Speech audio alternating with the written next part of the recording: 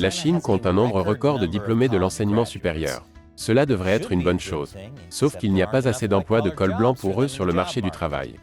Le travail manuel pourrait-il être la solution ?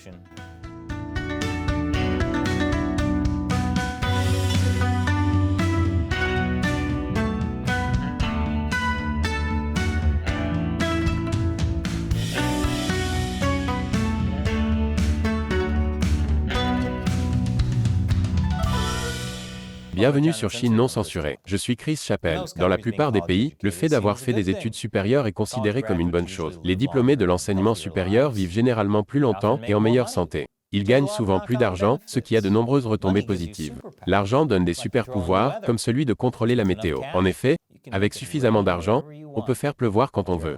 Mange ton cœur, Storm des X-Men. Et des études montrent que plus une personne est éduquée, moins elle est susceptible de commettre des crimes. Enfin, la criminalité de rue. Les criminels en col blanc sont très bien éduqués. D'une manière générale, l'éducation est bénéfique à la fois pour les individus et pour la société.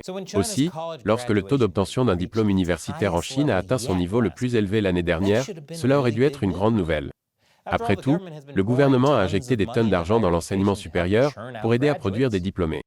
Il a également encouragé les gens à faire des études supérieures pour éviter le chômage pendant la pandémie. Pour faciliter les choses, le gouvernement a ordonné aux universités d'admettre davantage d'étudiants en master. Comme tant d'autres politiques du gouvernement chinois, cette mesure n'a fait qu'aggraver la situation du chômage. Mais à court terme, cela a fonctionné, peut-être un peu trop. Selon le Bureau des statistiques du travail, le nombre de diplômés universitaires devrait atteindre 11,6 millions en 2023, un record. Et pour couronner le tout, il y a désormais plus de diplômés du troisième cycle que de diplômés du premier cycle cette année, et pas seulement à Pékin. Toutefois, la raison pour laquelle vous ne trouverez pas beaucoup de titres sur le nombre record de diplômés de l'enseignement supérieur est qu'il a été éclipsé par une histoire encore plus importante, celle de l'économie défaillante de la Chine. L'année dernière, tous ces diplômés sont entrés sur un marché de l'emploi qui n'a jamais été aussi mauvais. Comme j'ai obtenu mon diplôme universitaire en Amérique vers 2008, tout ce que j'ai à dire, première fois. En parallèle, la Chine continuait de marteler son économie avec son bouclier de politique zéro Covid. Et cela s'ajoutait à une crise immobilière massive, à l'inflation, aux mesures de répression prises par le gouvernement à l'encontre du secteur privé et à une économie déjà en perte de vitesse. Ce n'est pas le meilleur moment pour chercher un emploi, surtout si votre principale qualification est un diplôme. Le gouvernement peut penser qu'il veut plus de travailleurs hautement qualifiés, mais ce n'est pas nécessairement ce que veut le marché.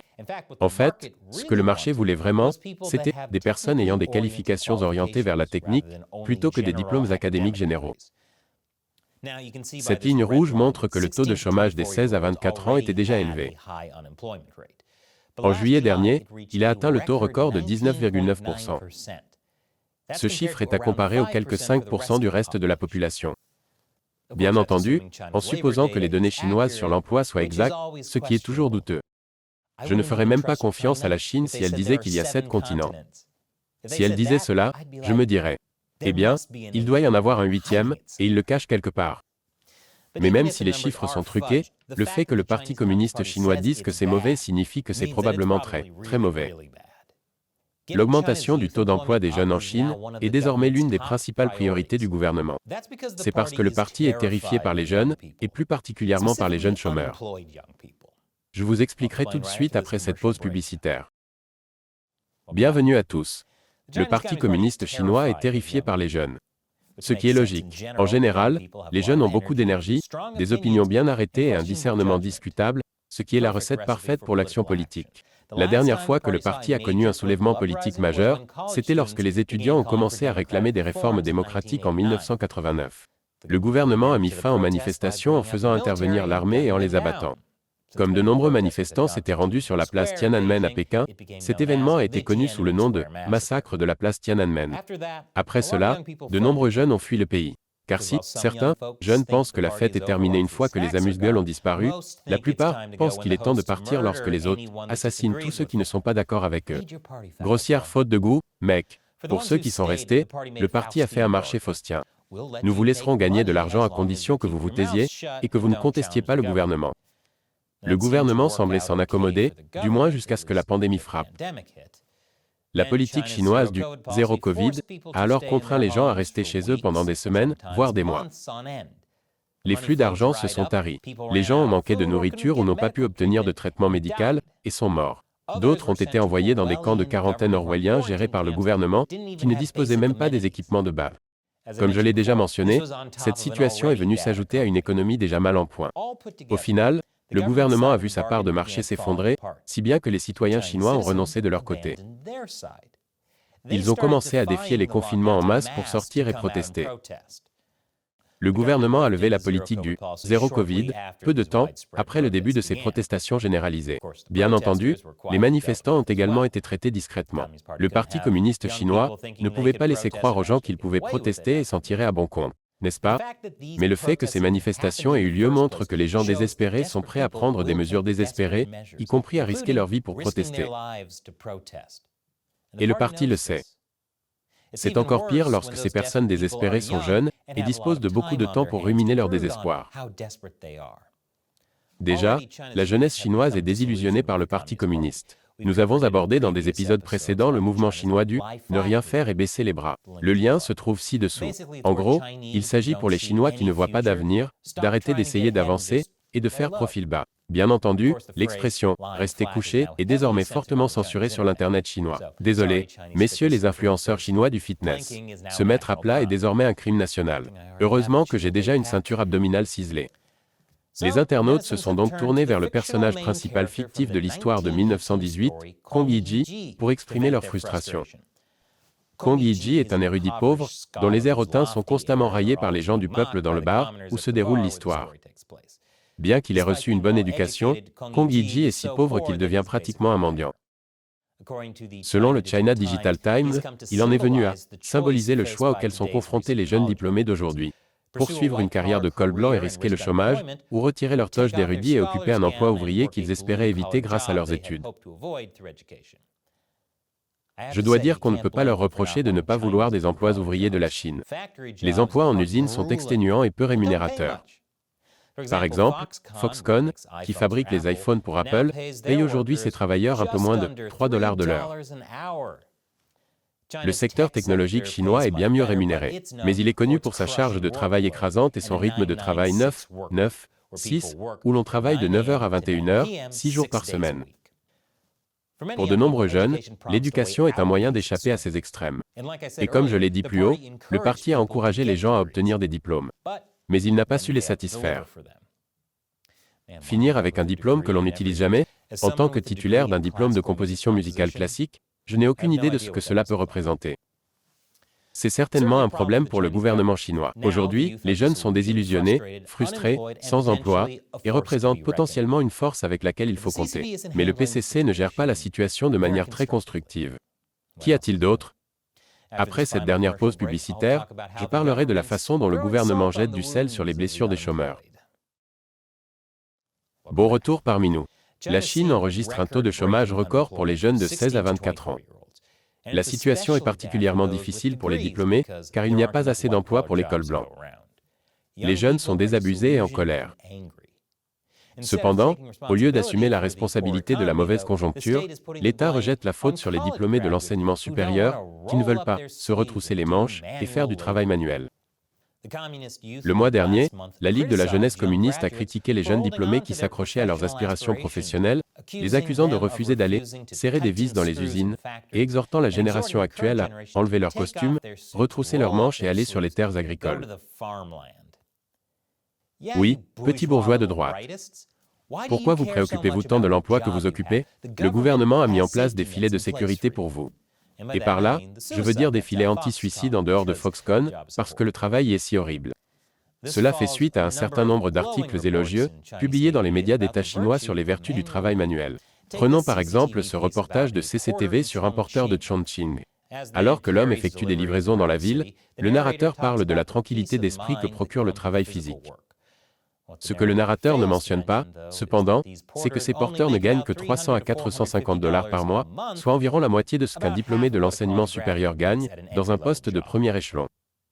Honnêtement, je suis choqué qu'ils essaient de convaincre les gens de faire un travail manuel, au lieu de faire ce qu'ils font normalement, les forcer à le faire. Alors, c'est ça le progrès? CCTV a également publié un article sur WeChat intitulé « Faire face à l'angoisse derrière la littérature de Kong Yi-ji » qui balaie les craintes de subir un sort similaire à celui de Kong Yi-ji. Comme vous pouvez l'imaginer, cela n'a pas été bien perçu par les internautes chinois. Cette vidéo sur Kong Yi-ji reproche au gouvernement de ruiner l'économie, de laisser tomber les travailleurs et de ridiculiser ceux qui ne veulent pas accepter des emplois subalternes. Sans oublier l'hypocrisie du gouvernement qui regarde les travailleurs de haut, alors qu'il s'enrichit grâce à la corruption. La vidéo a été visionnée 3 millions de fois avant d'être supprimée et le compte de son auteur fermé. Mais bien sûr, nous pouvons toujours vous montrer la vidéo, parce que c'est l'Internet. On ne peut pas vraiment en retirer quoi que ce soit. L'Internet est comme une poêle en fonte. On ne la nettoie pas, elle devient de plus en plus solide. Tout en censurant les critiques sur l'Internet, la propagande gouvernementale proclame haut et fort que le gouvernement a tout sous contrôle. Il tente de mettre en place des mesures incitatives pour que les entreprises embauchent davantage de diplômés, telles que des subventions, des réductions d'impôts et des prêts garantis pour les entreprises. Il serait également en train de former les diplômés pour qu'ils puissent occuper des emplois très demandés. Un fonctionnaire de la ville de Lanzhou a déclaré que les étudiants des collèges et des universités recevaient une formation dans des domaines tels que l'entrepreneuriat, le commerce électronique et les cérémonies du thé. Et oui, qui n'est pas allé à l'université pour apprendre à fabriquer de l'eau trouble à partir de feuilles? Les médias d'État ont baptisé ce type de travail « emploi flexible » ou ce qu'on appelle ici aux États-Unis le « gig work » ou « jobs temporaires », car tous ceux qui travaillent dans cette économie savent à quel point c'est rentable. Vous tous, chauffeurs Uber, avec vos manoirs dans les collines, vous savez à quel point c'est rentable. Le gouvernement chinois y voit un moyen de donner un revenu aux jeunes, au moins temporairement, jusqu'à ce qu'ils trouvent un emploi dans leur domaine d'études. Mais le gouvernement ne se préoccupe pas vraiment de ce qu'ils font, tant qu'ils ont un emploi rémunéré et qu'ils ne protestent pas. À ce propos, une autre idée brillante du gouvernement est d'encourager les diplômés de l'enseignement supérieur à aller travailler à la campagne, malgré les salaires généralement plus bas et les infrastructures médiocres qui s'y trouvent. Où ai-je déjà entendu cela? Ah oui, c'est ce qu'a fait Mao pendant la révolution culturelle. Il a fermé les écoles et forcé les enfants à travailler à la campagne pour qu'ils reçoivent une bonne éducation prolétarienne de la part des paysans. Je suis sûr qu'il en sera de même pour les jeunes d'aujourd'hui. Et je suis sûr que le fait de forcer tout le monde à aller à la campagne fera des merveilles pour remplir toutes les villes fantômes de Chine. À ce stade, elles vont devenir des provinces fantômes. Il y a beaucoup d'enjeux pour la Chine. En plus d'être une source potentielle d'ennuis pour le gouvernement, les jeunes sont responsables de la prise en charge des personnes âgées. En raison de la politique chinoise de l'enfant unique, puis de l'enfant double, de nombreux jeunes du millénaire n'ont pas de frères et sœurs. Cela signifie que la prise en charge des parents et des grands-parents peut incomber à une seule personne.